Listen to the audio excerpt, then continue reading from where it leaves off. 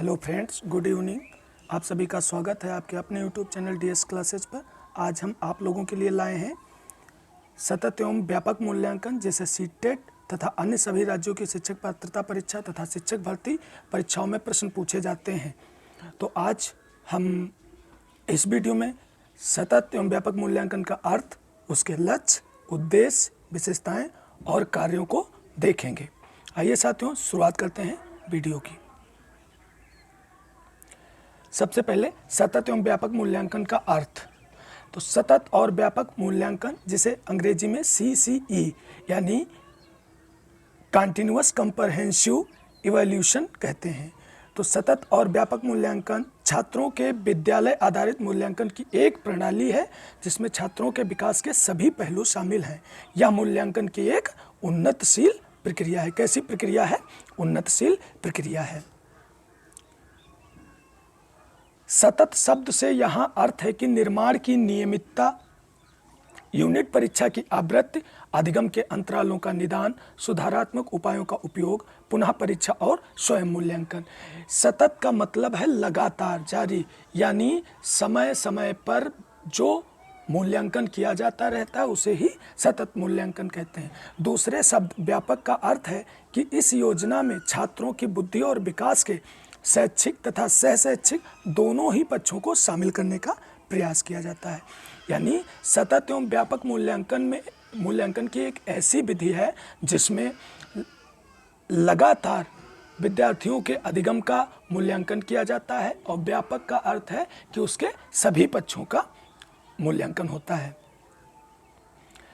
संक्षेप में हम कह सकते हैं, यहाँ विद्यार्थी का मूल्यांकन मात्र किसी एक परीक्षा पर निर्भर नहीं होकर उसके वर्ष पर्यंत कार्यों का नियमित मूल्यांकन करना है।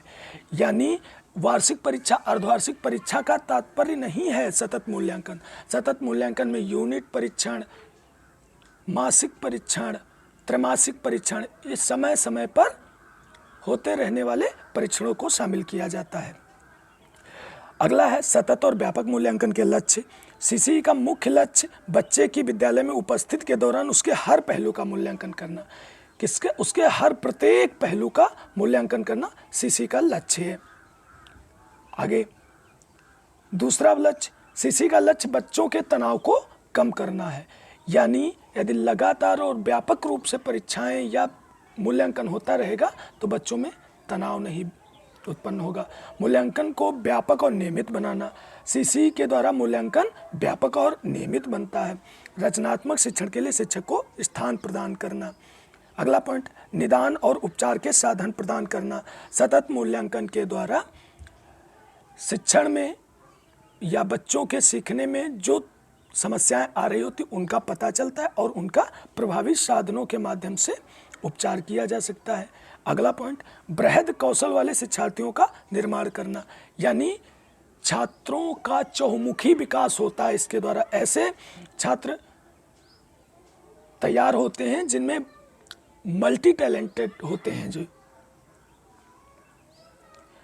आगे सतत और व्यापक मूल्यांकन के उद्देश्य। तो पहला उद्देश्य शिक्षण और अधिगम की प्रक्रिया को एक शिक्षार्थी केंद्रित गतिविधि बनाना। यानी जो बाल केंद्रित या शिक्षार्थी केंद्रित प्रणाली का विकास करती है सतत एवं व्यापक मूल्यांकन प्रणाली।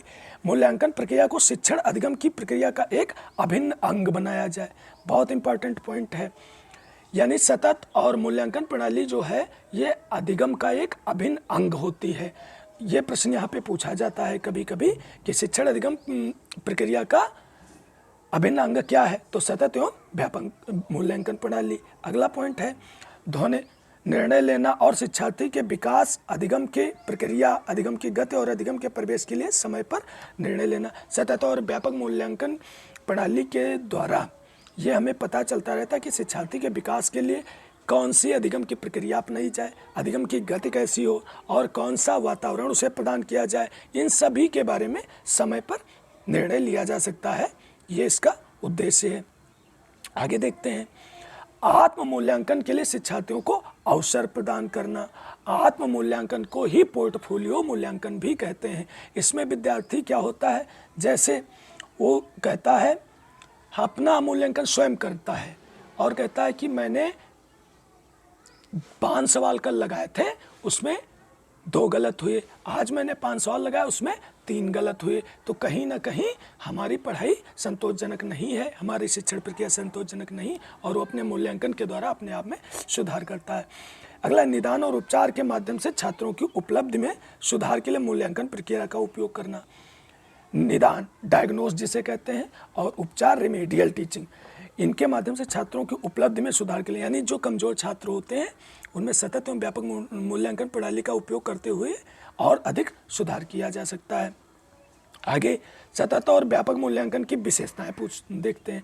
तो पॉइंट 1 है, पहला पॉइंट, सीसी का सतत पहलू मूल्यांकन के निरंतर और आवधिक पहलू का ध्यान रखता है। निरंतर, प्रतिदिन और आवधिक समय अंतराल। दूसरा पॉइंट है, सीसी का व्यापक घटक बच्चे के व्यक्तित्व के सर्वांगीण विकास के मूल्यांकन का ध्यान रखता है, यानी उसके सभी पक्षों का विकास निर्धारित करता है सतत एवं व्यापक मूल्यांकन प्रणाली। कौन कौन से पक्ष हैं? संज्ञानात्मक पक्ष, भावात्मक पक्ष और क्रियात्मक पक्ष। अगला पॉइंट है, इसमें विद्यार्थी के विकास के साथ साथ सह शैक्षिक पहलुओं का मूल्यांकन शामिल है, यानी सीसीई में विद्यार्थी के शिक्षा संबंधी विकास का तो मूल्यांकन किया ही जाता है, उसके साथ में जो अन्य सह शैक्षिक क्रियाएं हैं उनका भी मूल्यांकन शामिल है। शैक्षिक पहलुओं में पाठ्यक्रम संबंधी क्षेत्र या विषय विशिष्ट क्षेत्र शामिल है, जबकि सह शैक्षिक पहलुओं में जीवन कौशल, सह पाठ्यक्रम संबंधी गतिविधियां, दृष्टिकोण और मान्यताएं शामिल हैं। अगला पॉइंट है, सह शैक्षिक क्षेत्रों में मूल्यांकन पहचान मानदंडों के आधार पर कई तकनीकों का उपयोग करके किया जाता है, जबकि जीवन कौशल में आकलन और परीक्षण सूची के संकेतों के आधार पर मूल्यांकन किया जाता है। आगे देखते हैं साथियों, सतत और व्यापक मूल्यांकन के कार्य। सीसी शिक्षक को प्रभावी शिक्षण की रणनीतियों को व्यवस्थित करने में सहायता करता है। सीसी परीक्षण के मूल्यांकन प्रणाली को अपनाने के बाद एक शिक्षक अपने शिक्षण को और अधिक प्रभावी बनाने के लिए नई नई शिक्षण रणनीतियां अपनाता है और नई तकनीकें, नई शिक्षण सहायक सामग्री आदि का प्रयोग करता है। सतत मूल्यांकन कमजोरियों का निदान करने में सहायता करता है और शिक्षक को कुछ व्यक्तिगत शिक्षार्थियों की जांच की अनुमति भी देता है। सतत मूल्यांकन जो है वो शिक्षार्थियों की कमजोरियों का पता लगाने का एक सबसे उत्तम प्रणाली है, और इससे शिक्षक जो छात्र कमजोर है उनकी व्यक्तिगत रूप से भी जांच कर सकता है और सहायता कर सकता है। सतत मूल्यांकन के माध्यम से छात्र अपनी शक्तियों और कमजोरियों को जान सकते हैं। इस मूल्यांकन प्रणाली के द्वारा छात्र ये जान सकते हैं कि हम कहाँ पे अच्छे हैं, कहाँ पे पढ़ाई में कमजोर हैं, और उसके अनुसार वो अपनी आगे की तैयारी कर सकते हैं। अगला, सीसी दृष्टिकोण और मान्यता प्रणाली में परिवर्तन की पहचान करने में मदद करता है।